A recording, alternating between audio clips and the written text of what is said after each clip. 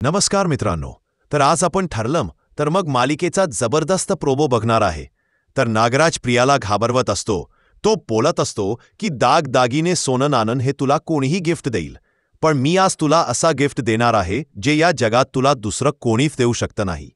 मी तुला तुझ्या खऱ्या आईबाबाची तोंड ओळख करून देणार आहे.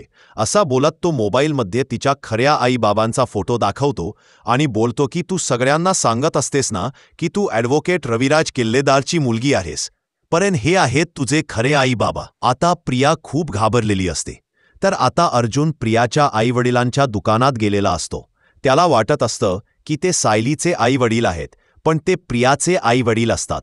त्यांच्या टेलरिंगचा दुकान असतं. अर्जुन माहिती काढण्यासाठी बोलतो की मला माझ्या बायकोसाठी ड्रेस शिवायचा आहे, कधीपर्यंत शिवून मिळेल. तर ते बोलतात थांबा, विचारून सांगतो, आणि ते घरात जातात. तर भिंतीवर एक फोटो दिसतो. त्यामध्ये प्रियाचे आईवडील आणि त्यांच्या 5 मुली असतात.